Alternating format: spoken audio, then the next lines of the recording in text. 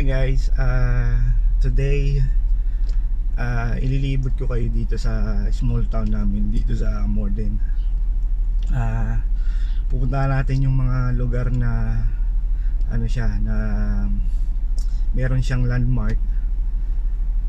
Doon siya nakilala, yung Morden. So tara guys, hope you like it, samahan nyo ako.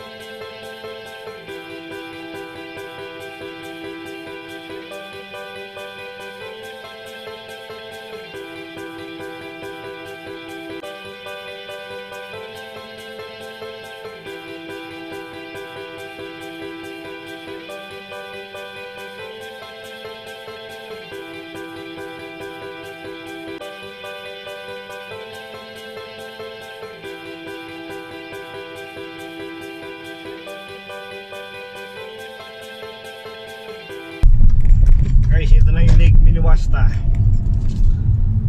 Pupunta na tayo ngayon doon.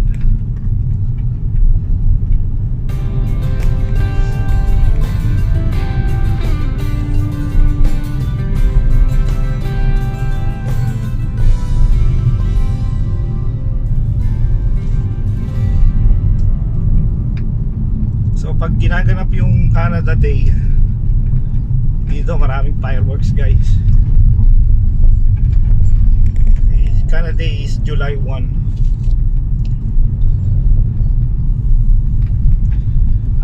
Hindi ko alam guys kung matutuloy yung Canada Day dito kasi alam nyo na yun sa pandemic. So yun nga. So pupuntahan muna natin ngayon yung golf course dito. Ikot lang tayo saglit. So andito na ako sa may pababa guys. Ito yung golf course. So maraming tao ngayon, may mga sasakyan. So ito yung golf course guys. Iikot ko lang siya and then punta na tayo sa Lake Minnewaska. So may naggo-golf sa baba. Meron siyang naggo-golf doon. Pakita ko lang guys. So ayan sila guys. Ayun yung golf course niya. Maganda siya guys. So, halika na. Punta na tayo sa sa Lake Minnewaska.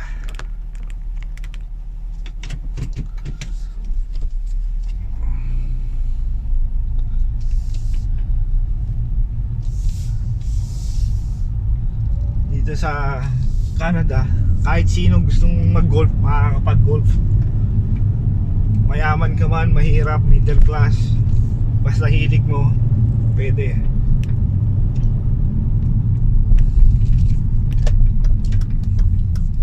Tingnan nyo yung mga bahay dito guys.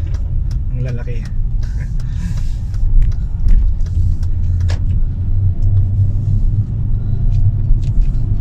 Ganda ng bahay rito. Dito siguro nagkakahalaga na ng 500,000 to 800,000 isang bahay. So dito guys, kailangan nating mag-slow down kasi mga private property dito eh. para siyang subdivision.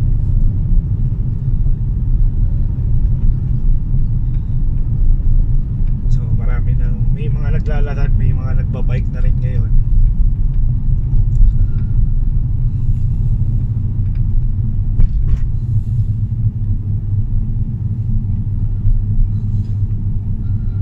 Ito yung kagandahan dito guys, kapag meron kang nakikitang naglalakad, so kailangan mo siyang iwasan at least 1 meter apart for safety nila, at safety mo na rin syempre, para hindi ka makadisgrasya ng tao.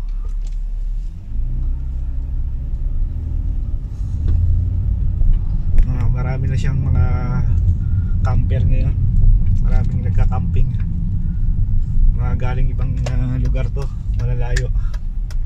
Mamaya makikita nyo guys.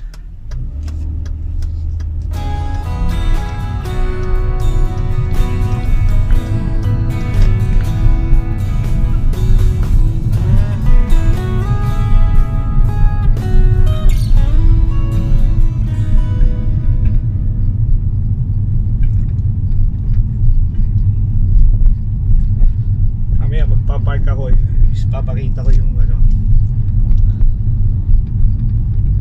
yung lake.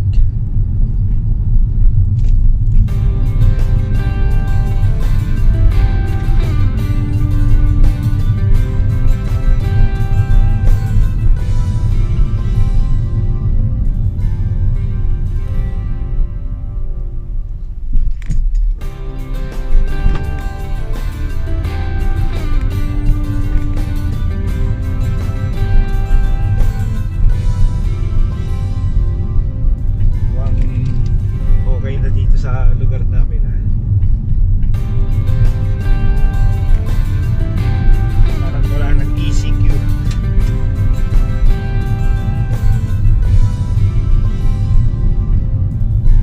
Marami nang nagbabike, naglalakad at nagka-camping.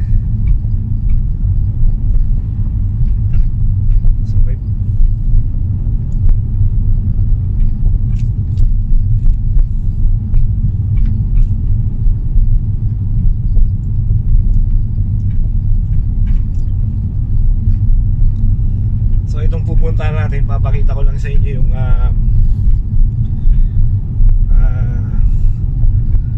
trail pag gusto mong magbike.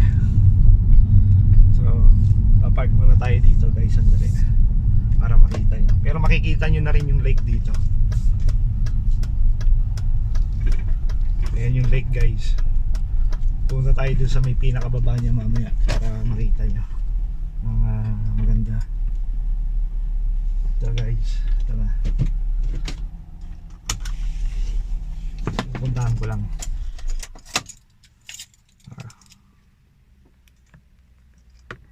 Ito guys.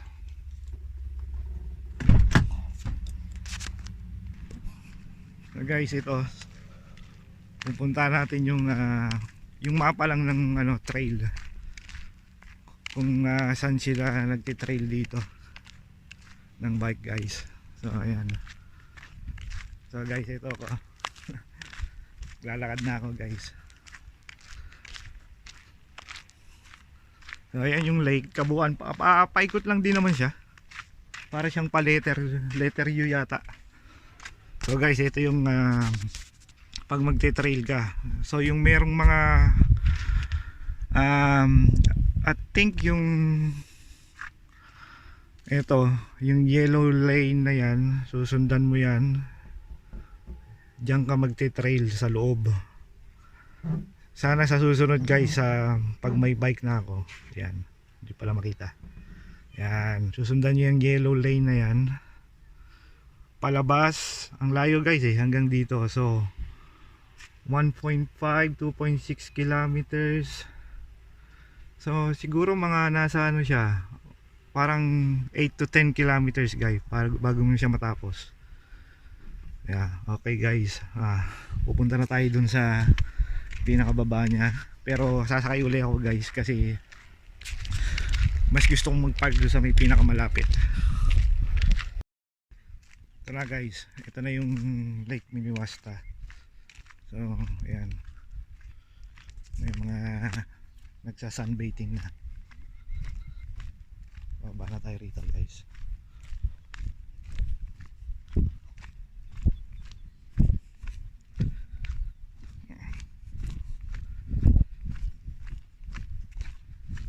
Ano ngayon guys, papunta na tayo rito sa pinakababa.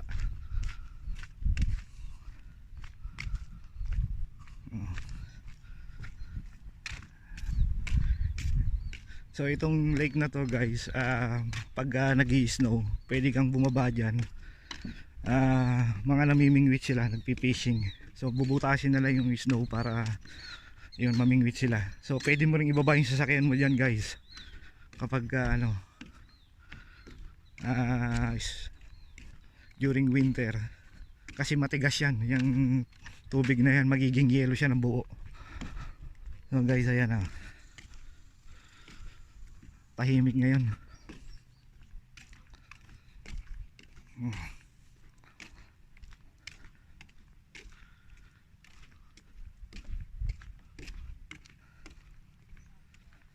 Ay, ganda. Hindi siya ganong malamig. Bagay kasi summer, magsa-summer na, I mean summer na siya. Pero yung start ng summer is dito is June 20. Parang ganun. June 20 or 22.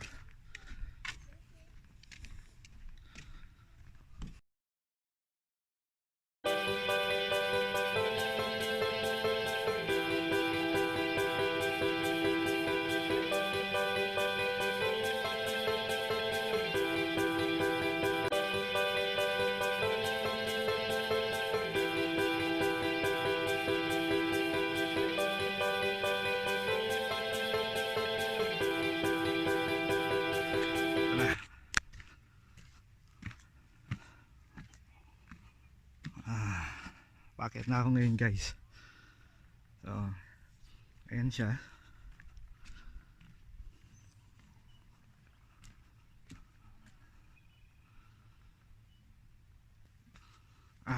Okay tayo guys.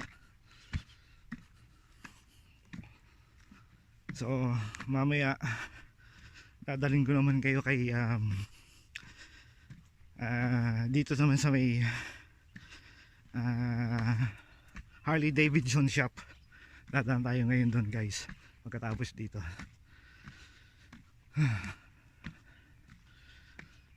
Hindi naman siya masyadong mataas guys, wala lang akong exercise kaya yan guys, kaya medyo hiningal na ako. So ayan guys, marami nang nagkakamping ngayon.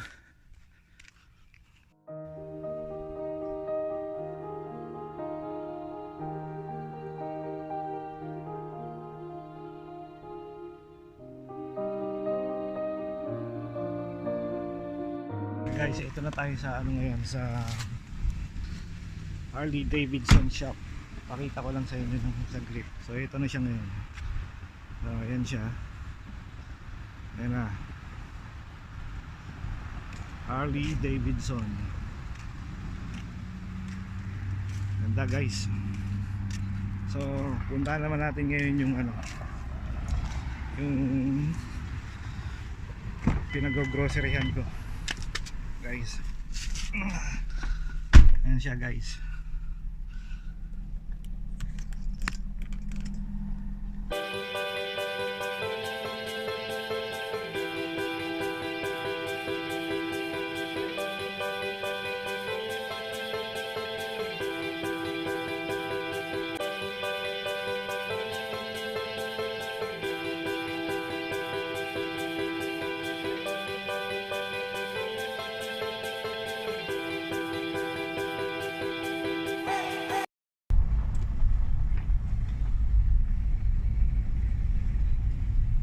Ito guys, nakakatawa rito Ang tagal ko na rito pero hindi ko pa napuntahan tong ano na to, pawikan na to.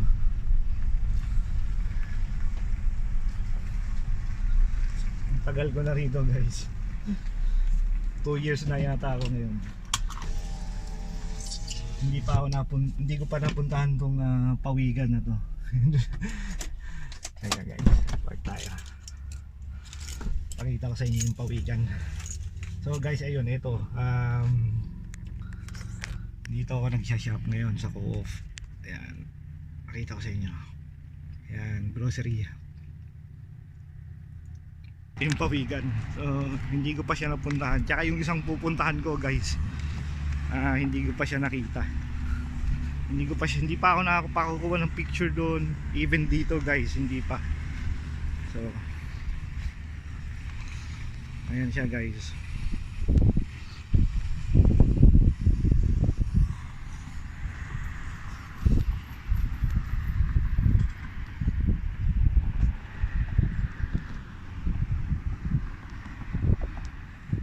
Ayan siya. So ngayon guys, pupunta tayo ngayon kay Bruce.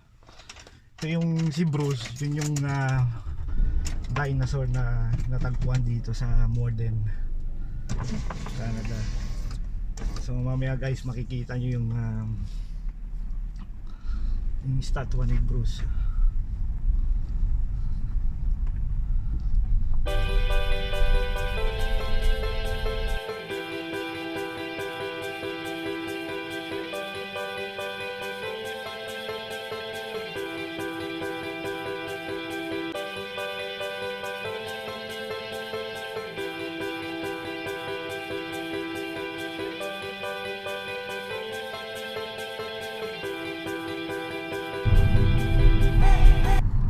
Guys, bago tayo pumunta kay Bruce, yung sinasabi kong dinosaur, idadaan ko muna kayo dito sa may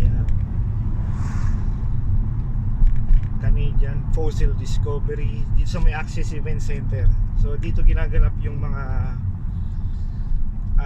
occasions. Kung meron mga occasions or something else, dito yung ginaganap. Actually yung Winterfest guys, Winterfest, dito siya ginaganap sa loob. Hindi tayo makakapasok ngayon kasi sarado siya. Ito yung dyan yung baseball, pinagbe-baseball ng mga bata rito.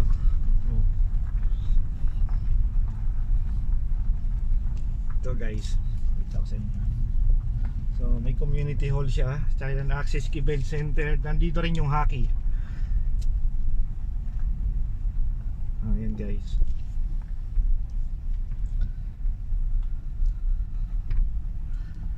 Yung hockey league dito rin ginagawa. Hindi naman siya hockey yung International Hockey League. So yung dito lang sa parang intertown. So dito siya ginaganap. So guys, tara na. Punta na tayo kay Bruce.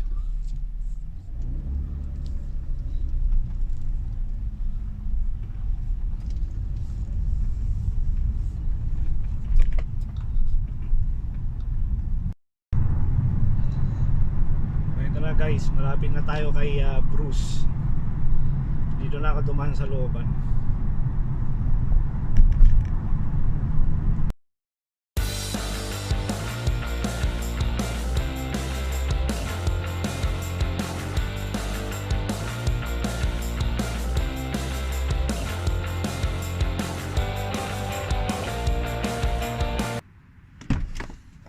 Pa tayo guys. Yan natin si Bruce. Ayan na guys.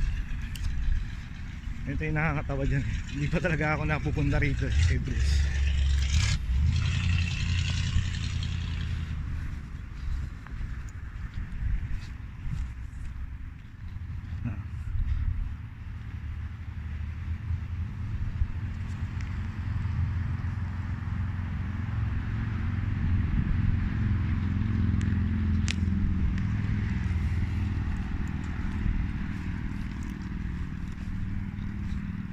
Guys,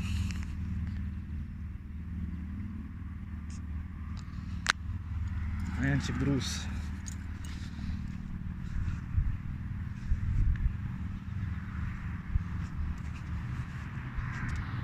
Yung actually itong dinosaur na to, para siyang crocodile na ewan guys, na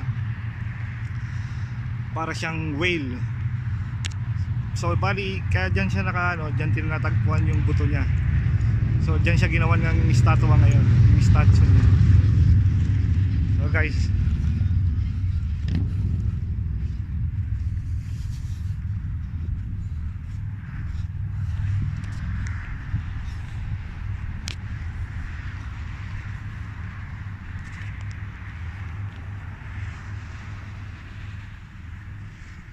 so ito yung trademark ng Morden. Pagka nakita mo na yan, ibig sabihin nasa Morden ka na, guys.